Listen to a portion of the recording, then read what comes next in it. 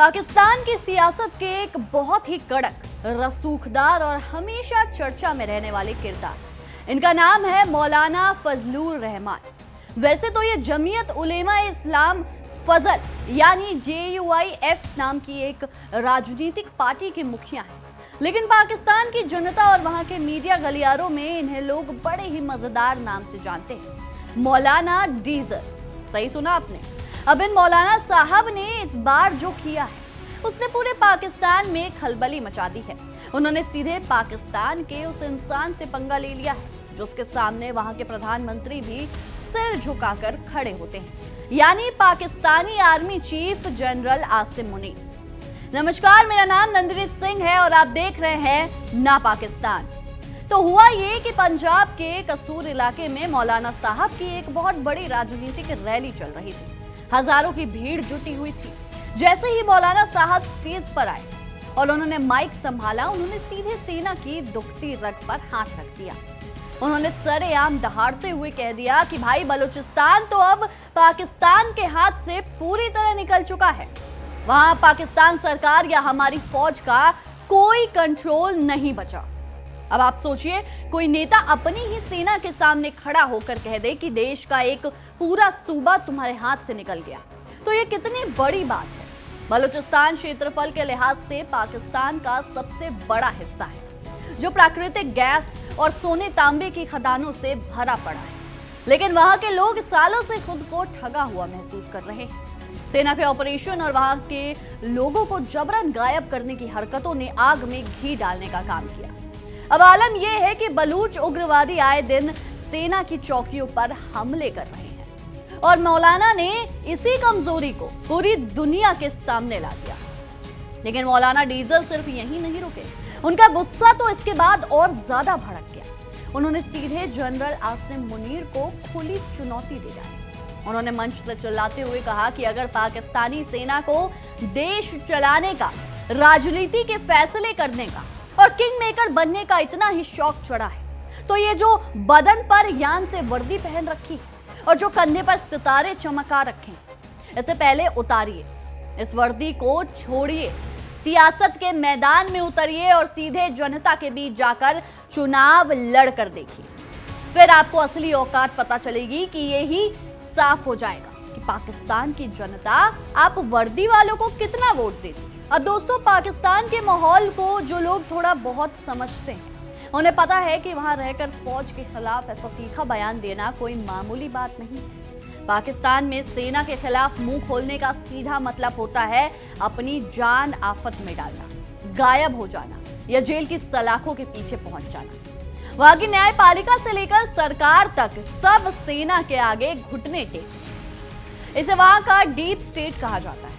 लेकिन मौलाना ने बिना डरे साफ साफ कह दिया कि सेना अपनी तय भूमिका और संवैधानिक हद से बहुत आगे बढ़ चुकी है। फौज का काम देश की सरहद की हिफाजत करना है, लेकिन वो देश की राजनीति में दखल दे रही है। वो जिसे चाहती है उससे जबरदस्ती धांधली करवाकर सत्ता की कुर्सी पर बैठा देती है, और जब उसका मन भर जाता है या कोई उनकी बात नहीं मानता, तो उससे पल भर में हुकूमत छीन ली जाती है। मौलाना का ये इशारा मौजूदा सरकार की तरफ था, जिसे पाकिस्तान में सिलेक्टेड कहा जाता है। अब आपके मन में यह सवाल जरूर आ रहा होगा कि आखिर मौलाना अचानक सेना पर इस कदर आग बबूला क्यों हो गए। तो इसकी वजह भी उन्होंने खुद ही उस रैली में बयान की। उन्होंने देश के बिगड़े हालातों की जो जमीनी तस्वीरें खींची, वो सचमुच डराने वाली है। मौलाना ने दावा किया कि बलूचिस्तान में जो बगावत और हिंसा की आग लगी हुई थी, वो अब सिर्फ वहीं तक सीमित नहीं, बल्कि वो अब खैबर पख्तूनख्वा यानी पश्तून इलाकों तक पूरी तरह फैल चुकी है। पूरा का पूरा इलाका इस वक्त खून खराबे में डूबा हुआ है। हालात इतने बदतर हो चुकी है कि सिर्फ पिछले 2-3 दिनों के भीतर ही पश्तून इलाकों से 50 से ज्यादा बेगुनाह लोगों और जवानों की लाशें मिल चुकी। TTP यानी तहरीके तालिबान पाकिस्तान नाम का संगठन वहां पैरेलल सरकार चला रहा है और पाकिस्तानी सेना असहाय नजर आ रही है। मौलाना ने पूछा कि चारों तरफ देश बिखर रहा है, लोग मर रहे हैं, तो आखिर देश पर शासन करने वाले और खुद को रखवाला बताने वाले लोग इस वक्त यहाँ छुपे क्यों बैठे। उसके बाद मौलाना ने सेना पर एक ऐसा गंभीर आरोप लगाया जिसे सुनकर हर कोई दंग रह गया।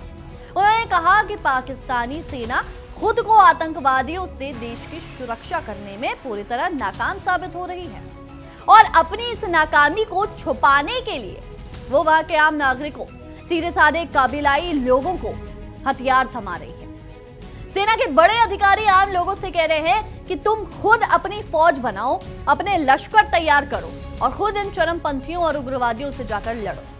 ये एक तरह से गृह युद्ध का न्योता देने जैसा है। दोस्तों, इस बात पर मौलाना ने बेहद कड़वा और तीखा तंज कसा। उन्होंने कहा कि भाई, बॉर्डर पर दुश्मनों से लड़ने के लिए, देश की चप्पे चप्पे की हिफाजत करने के लिए भारी भरकम सैलरी और सुख सुविधाएं तो पाकिस्तानी सेना के जवान और बड़े बड़े अफसर ले रहे हैं। जब बंदूक तान कर खड़े होने की तनख्वाह तुम उठा रहे हो, तो फिर देश की आम जनता अपनी जान दांव पर लगाकर क्यों लड़े? बात तो सही है। मौलाना ने साफ शब्दों में ऐलान कर दिया कि मैंने या मेरी पार्टी के लोगों ने सरकार से कोई तनख्वाह नहीं ली है, इसलिए मैं अपने लोगों का कोई लश्कर या अपनी कोई समांतर फौज नहीं बनाऊंगा। उन्होंने सेना को चेतावनी दी कि अगर तुमने आम लोगों को हथियार थमा दिए तो यह समाज के भीतर ऐसी आपसी दुश्मनी पैदा कर देगा जो अगले कई पीढ़ियों और कई नस्लों तक खत्म नहीं होगी। तुम अपनी नाकामियों की वजह से मेरी वतन की जमीन को आने वाली पीढ़ियों की तबाही की तरफ ढकेल रहे। मौलाना का ये गुस्सा साफ साफ बयां कर रहा है कि इस वक्त पाकिस्तान के अंदर फौज को लेकर जनता, समाज और राजनेताओं के भीतर कितनी गहरी नफरत और हताशा घर कर चुकी है। देश अंदर से खोखला होकर बिखर रहा है और वहां के जनरलों को बस किसी भी तरह अपनी कुर्सी और अपना पावर बचाना है, बस अपनी कुर्सी की फिक्र है। अब चलिए पाकिस्तान के इस अंदरूनी सियासी उठापटक और फौज की फजीहत की कहानी थोड़ी आगे बढ़ाते हैं। अब बात करते हैं दोस्तों उस बड़े इंटरनेशनल झटके की जिसने पाकिस्तान की पूरी अर्थव्यवस्था का दिवाला निकाल कर रख दिया। ये पूरी कहानी जुड़ी है भारत से बेमतलब की दुश्मनी निभाने, खुद को बड़ा दिखाने और कश्मीर के पानी पर अपना नाजायज हक जताने। उनकी पुरानी और लाइलाज सनक हुआ यह था कि भारत ने जम्मू कश्मीर में नीलम नदी पर अपना Kishanganga hydro electric project बनाना शुरू किया था। अब पाकिस्तान को तो हर बात में भारत की बराबरी करनी होती है, चाहे जेब में एक ढेला ना हो। तो भारत के इसी किशन गंगा प्रोजेक्ट का जवाब देने के लिए पाकिस्तान ने पाक अधिकृत कश्मीर यानी पीओके के मुजफ्फराबाद इलाके में एक बहुत बड़ा और बेहद खर्चीला प्रोजेक्ट शुरू कर दिया। इस प्रोजेक्ट का नाम रखा गया नीलम झेलम हाइड्रो पावर प्रोजेक्ट। साल 2007 में इस प्रोजेक्ट को मंजूरी मिली और अगस्त 2018 में इसका काम शुरू हुआ था। उस समय के हिसाब से करीब 500 अरब रुपयों की भारी भरकम लागत से बनने वाला ये प्रोजेक्ट पाकिस्तान के पूरे इतिहास का सबसे महंगा और महत्वाकांक्षी सरकारी पब्लिक इंफ्रास्ट्रक्चर प्रोजेक्ट था। पाकिस्तान को लग रहा था कि वो इसके जरिए भारत को पानी के मामले में घेर लेगा और अपनी जनता को दिखाएगा कि देखो, हमने कश्मीर के पानी पर अपना कंट्रोल बना लिया। लेकिन कहते हैं ना दोस्तों कि जब अपनी नीयत ही साफ ना हो और आपके इरादे ही गलत हो तो आपकी बनाई हुई आलीशान दीवारें और बड़े बड़े बांध भी आपका साथ छोड़ देते हैं। इस लगभग 970 मेगावाट के आलीशान पनबिजली प्रोजेक्ट को लेकर इस वक्त पाकिस्तान की संसद यानी सेनेट के भीतर जबरदस्त रोना धोना और सिर फुटौवल मचा हुआ है। आधिकारिक तौर पर यह बेहद चौंकाने वाली खबर आई है कि यह पूरा का पूरा अरबों रुपयों का प्रोजेक्ट कम से कम मार्च 2028 तक के लिए पूरी तरह से ठप और बंद हो गया है। यानी कि अगले 4 सालों तक इस पावर प्लांट से बिजली की एक सिंगल यूनिट भी पैदा नहीं होगी। अब आप सोच रहे होंगे कि भाई भला ऐसा क्या भूचाल आ गया कि इतना बड़ा प्रोजेक्ट 4 साल के लिए बंद करना पड़ गया। तो इसकी असली वजह है इस प्रोजेक्ट की बनाई गई वो विशालकाय अंडरग्राउंड टनल यानी वो मुख्य सुरंग जिसके जरिए पहाड़ों के अंदर से पानी को पावर हाउस तक लाया जाता है। दोस्तों, ये टनल अंदर से पूरी तरह से क्रैक होकर टूट चुकी है और बैठ गई है। मलबे ने पानी का रास्ता पूरी तरह ब्लॉक कर दिया है। जब अभी हाल ही में जल संसाधन पर पाकिस्तान की सेनेट की स्थायी समिति की एक बेहद अहम बैठक हुई तो वहां वापडा के चेयरमैन जो कि खुद एक retired lieutenant general Mohammed Saeed, उन्होंने बहुत ही दबी जुबान में और शर्मिंदगी के साथ सांसदों के सामने ये कड़वा सच कबूल लिया कि इस हेड रेस्ट टनल को इतना भयानक नुकसान पहुंचा है कि इसकी मरम्मत करने में ही सालों का वक्त लग जाएगा। हालांकि पूर्व सैन्य अधिकारी ने सांत्वना देने के लिए कह दिया कि हम मार्च 2028 तक इसे फिर से चालू करते हैं। लेकिन वहां के जो बड़े बड़े इंडिपेंडेंट इंजीनियर्स और एक्सपर्ट्स हैं वो इस दावे पर हंस रहे हैं। उनका कहना है कि जिस दर्जे का घटिया निर्माण और लापरवाही यहां हुई है, उसे देखते हुए 4 साल में भी इसका ठीक होना नामुमकिन सा लगता है। टनल के भीतर की स्ट्रक्चरल स्टेबिलिटी पूरी तरह खत्म हो चुकी है। दोस्तों, असल में जब इस प्रोजेक्ट की जांच की गई तो पता चला कि इसे बनाने से पहले जो जियोलॉजिकल सर्वे और इंजीनियरिंग डिजाइनिंग की गई थी वो इतनी ज्यादा बकवास और घटिया दर्जे की थी कि उन्होंने इस बात पर ध्यान ही नहीं दिया कि वो पूरा इलाका एक्टिव फॉल्ट लाइन पर है और भूकंप के लिहाज से बेहद संवेदनशील है। इसके अलावा चीनी कंपनियों को कॉन्ट्रैक्ट देने में जो अंदरूनी मलाई खाई गई है ना, उसकी वजह से कंस्ट्रक्शन मटेरियल की क्वालिटी से भयंकर समझौता हुआ है। गलत सर्वे और दोषपूर्ण इंजीनियरिंग का नतीजा ये हुआ कि साल 2024 में पहाड़ की चट्टान का एक बहुत बड़ा हिस्सा अंदर ही अंदर टूटकर सीधे इस टनल की छत पर आ गिरा, जिससे पूरी की पूरी सुरंग मलबे के ढेर में तब्दील हो गई और तब से ये जो प्रोजेक्ट है वो बिल्कुल बंजर पड़ गया है। अब आप खुद सोचिए, इस भयानक और भ्रष्ट लापरवाही की कीमत आखिरकार कौन चुका रहा है?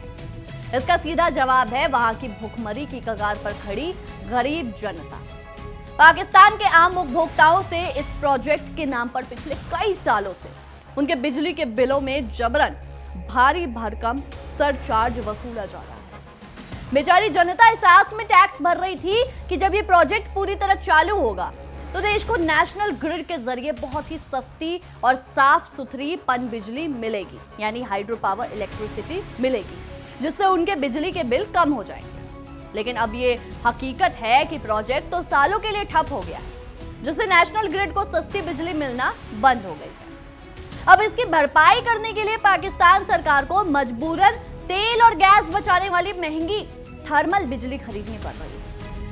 इसके लिए उन्हें विदेशी कर्ज लेकर ईंधन इंपोर्ट करना पड़ रहा है। इससे एक तरफ जो देश की जनता पर बिजली के बिलों का बम फूट रहा है और दूसरी तरफ पाकिस्तान का जो पहले से ही कर्ज का बोझ है, जिसे वहां सर्कुलर डेट यानी बकाया कर्ज कहते हैं, वो आसमान छूने लगा है। वहां का सर्कुलर डेट पहले ही अरबों डॉलर पार कर चुका है और इस नए संकट ने उसे और बढ़ा दिया है। दोस्तों, हालात ये हो गई है कि पाकिस्तान सांसदों ने खुद संसद में रोते हुए कह दिया कि आजादी के बाद से हमने तरबेला और मंगला डैम के अलावा देश में कोई तीसरा बांध देखा ही नहीं। जबकि हमारे पड़ोसी देश भारत ने अपनी नदियों पर करीब 5000 से ज्यादा छोटे बड़े बांध बनाकर अपनी ही तरक्की की कहानी लिखती है। ये तुलना पाकिस्तान के हुक्मरानों के मुंह पर एक करारा तमाचा है, जो हर वक्त भारत की बराबरी करने का दावा करते हैं। इस पूरे नीलम झेलम प्रोजेक्ट के मामले में एक और बेहद मजेदार और थोड़ा हास्यास्पद पहलू भी है, जिसे आपको जानना बेहद जरूरी है।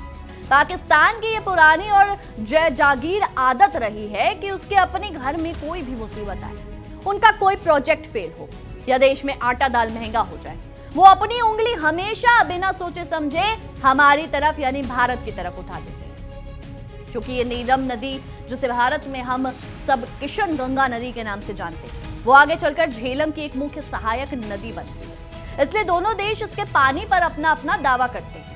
जब भारत ने अंतर्राष्ट्रीय नियमों के तहत अपनी सीमा के अंदर Kishan Ganga hydro electric project का निर्माण पूरा कर लिया, तो पाकिस्तान पूरी दुनिया में छाती पीट कर चिल्लाने लगा कि भारत हमारे हिस्से का पानी रोक रहा है, वो सिंधु जल संधि का उल्लंघन कर रहा है। वो इस पूरे मामले को लेकर हेग की अंतर्राष्ट्रीय अदालतों तक भी गया, लेकिन हर जगह उसे मुंह की खानी पड़ी, क्योंकि भारत ने साफ दिखाया कि वो संधि के नियमों के तहत ही अपना काम कर रहा है। इतना ही नहीं, पाकिस्तान की दिहाई का आलम तो ये था कि जब भी सीमा पार भारत और पाकिस्तान की सेनाओं के बीच किसी उकसावे के बाद गोलीबारी या सीजफायर का उल्लंघन होता था, तो पाकिस्तान तुरंत रोना शुरू कर देता था कि भारतीय सेना जानबूझकर उनके नीलम झेलम बांध के पावर हाउस और उसके संवेदनशील इंफ्रास्ट्रक्चर को अपनी तोपों से निशाना बना रही, ताकि उनका ये मेगा प्रोजेक्ट पूरी तरह से तबाह हो जाए। वो अपने सिस्टम की नाकामियों को छुपाने के लिए भारत को एक विलन की तरह पेश करता है। खासकर 13 नवंबर 2020 की एक घटना का जिक्र वहां की मीडिया आज भी बहुत ज्यादा किया करती है। उस दिन पाकिस्तान की तरफ से नियंत्रण रेखा यानी LOC पर बहुत बड़ा और सोची समझी साजिश के तहत सीजफायर का उल्लंघन किया गया था, ताकि आतंकियों की घुसपैठ कराई जा सके। उसके जवाब में भारतीय सेना ने बिना एक पल गवाए बेहद आक्रामक और मुंहतोड़ जवाबी कार्रवाई की।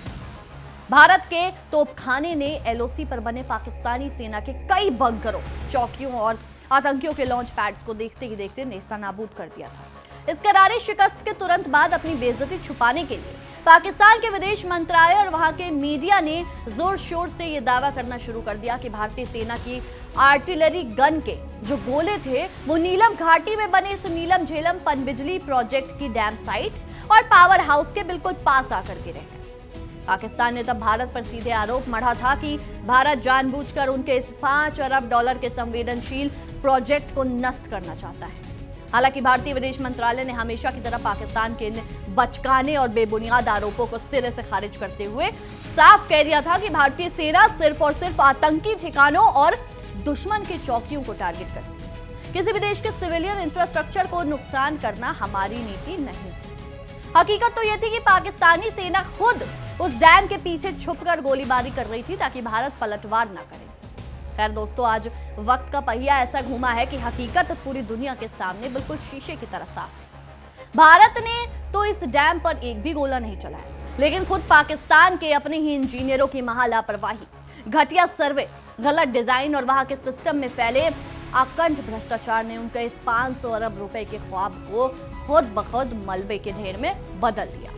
एक रिपोर्ट ने साफ कर दिया कि टनल का बैठना पूरी तरह से आंतरिक तकनीकी फेलियर और करप्शन का नतीजा था। चीनी कंपनियों ने जो लीपापोती की थी उसका खामियाजा अब सामने आ रहा है। तो दोस्तों, कुल मिलाकर अगर आज की इस पूरी कहानी का लब्बो-लुआब देखें तो बात यह है कि पाकिस्तान इस वक्त दो तरफा चक्रव्यूह में बुरी तरह फंस चुका है।